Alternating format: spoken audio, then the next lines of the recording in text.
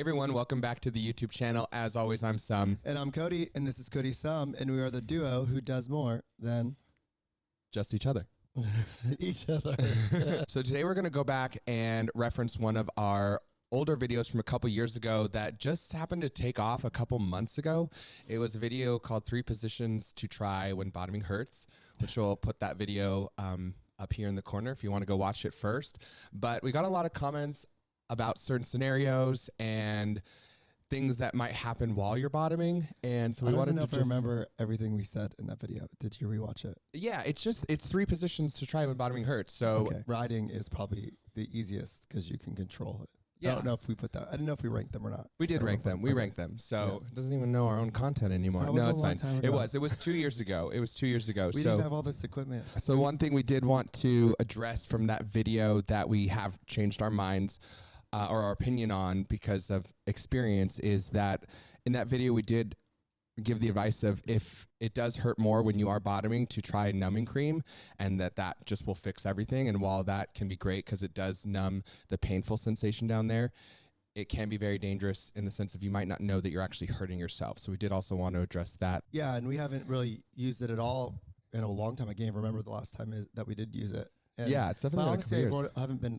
really that sore down there anyway. So well, I think what we were doing back then is when we would use it, you were using it because you were having tears down there, or we were having, and so it was we thought in the moment it was helping, but it was actually making it worse long term because then you were constantly needing it because you weren't healing down there. Yeah. And so I think when we stopped using it and we just didn't do it for a while, and we let everything heal down there. Now since we don't use it, you know how you're actually feeling down there. So if it does hurt, we know to go slow, take a break, or stop, not just mask it with numbing cream, and then now all of a sudden there's an anal fissure or tears down there that are lasting the next few weeks. Yeah, we actually collabed with someone who was a top who didn't like when the bottoms use it because he said he couldn't get the sensation when topping. And I when he said that, I thought about it. I was like, oh yeah, like there's been a lot of times where like I feel like it's harder for me to reach an orgasm because I think that was part of the problem, is that it actually was also causing a numbing for the top as well. If it's something you want to try out, definitely, I'm not saying don't do it, but definitely be careful and just pay attention to your body, and don't use it to just numb any pain and then make it worse. Like, know that you still need to pay attention to how it feels down there, and if it hurts or you're getting torn, like, you need to stop. And so then some of the other scenarios that were brought up, what do you do if you stick it in and all of a sudden you just feel like you need to go poop? Does that kill the moment? Do you stop altogether, or do you just take a break? It's with you, I usually tell you and stop and go. I feel like sometimes I feel like it kills the mood, but I think that was earlier on in our relationship. And that's not something I really felt in a while. Yeah, I mean, I've never viewed it as it should kill the mood. I think if you have to use the bathroom in the middle, go do it. Like, you should never feel uncomfortable. So go to the restroom and then get started back up when you walk back in. Yeah, like I'll know if wow, I need to go to the bathroom, and if I don't go, then it's just not enjoyable for me. So I hope the person you're with doesn't want you to be uncomfortable. I've also had times where the sensation, because you're pressing down towards the prostate, you sometimes will have to just go pee. Like, I've had to go pee when I bottomed, or you've had to go pee a lot of times when you're bottoming. Another scenario that I saw a few times was just like, well, do you check if it's dirty throughout the experience? I think that it really can ruin sex for yourself, of just if you're constantly worried, like, oh, I need him to pull out so he can see if it's dirty. It's like, just go with it. And don't worry about that so much. I don't think we ever ask each other to pull out to see if it's dirty, but if we're switching positions, we're always like, oh, is it dirty? Like, a quick check. Another one of the comments is, well, what if it is dirty? What do you do? Do you stop? Is the mood killed? And I think for us, it is not about the sight of it. If it smells, it's like, okay, like something must be in there that you need to clean out. God, I didn't even think I knew about douching until I was almost 30 or 28 or whatever, and no idea what I was doing.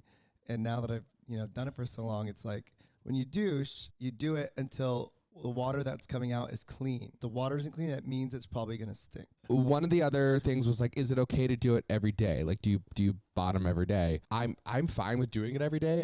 I would say just for us, it's just you go off how you feel. Like if it hurts, no, don't do it that day. If you're sore, don't do it. But if you're good to go, do it. Oh, I thought you remember. I thought you were saying, do you douche every day? No. Do you bottom every day? Do bottom every day. I mean, there are times where we've bottomed several. Well, I've bottomed several days in a row. You just got to use plenty of lube and just make sure that you're not in Lube pain. is your best friend. Some of the comments talked about, like, what if you go slow and then it still hurts? Like, what do you do? You know, I think if you're new to bottoming, you should always have a lot more foreplay, because no matter what, there's always going to be that tension at first. Like, it's just like this painful little pleasure. Like, that really never kind of goes away. But I know one thing that I've seen us do is maybe go at it for like 30 seconds and then like take a break, like pull out and take a break, let it like relax again, maybe make out and foreplay for a second, and then go at it again. And sometimes just changing positions helps. Yeah. You know, there are days when there's a position I'm loving it, and the next day that way 3 times, and I'm just like not it. Like you try a different position, it feels completely different. I've noticed when we like have threesomes though, like if you're bottoming for a little bit and you're like, okay, like I need to tap out, and then, you know, I'll fool around with that person for a second, and then when you go back for the second round, I can see the difference of like, oh, like I've loosened up, my body's like ready to go, where like getting that break for a few minutes and then just going at it again. So always try that. Like, don't feel like you just need to, once you start bottoming for sex, you just need to continuously bottom for that whole experience. Yeah. Like if you need to take a break, patience, like ease into it. You really got to make sure you're not clenching when someone's about to top you, and like, cause that I've learned is the way to like strain and hurt yourself down there the easiest. Well, yeah, that's what, even with you, sometimes I'll be like, hey babe, like relax. Cause I can feel like you get so clenched up while the initial insertion, and that's not going to be helpful, because that's where you can get tears. Pull muscle. Yeah. That whole muscle. They say it can be really good to, when you're doing the initial insertion, is to push out rather than a lot of people's initial instinct is to clench in. But if you push it, your sphincter out, it just kind of opens everything up. Just some little tips here and there. Great topic today. We've been doing this for a long time. If you've been bottoming for a while and they pull out and you fart, like they've been pushing a lot of air into you for however many minutes, like it's uncontrollable. It's literally it's not even fart at that point. It's just air. It's just air that's been pushed inside you, and that just from the pressure of having your legs up or pushing against your stomach, it's just going to come out. The only thing I think that you really should worry about is if you see red. Yeah. If there's red down there, blood, anything like that, that's when you should take a break and examine what's going on. Everything else is fine. One of the other things I read a lot was like, oh, do you feel like being a bottom is more like demeaning or whatever? And I did used to view it as like, oh, being a bottom, that's more like the submissive role. And now I view it as like the bottom has all the power. Why is being submissive a bad thing? You know what I mean? Like it's just the way people talk about it, and the way that the way that they say it, like even with their tone, like, oh, he's a bottom. Oh, he's a submissive bottom. Like, you know what I mean? Bottoming or topping, like it's all so much fun, and there's so much pleasure in both.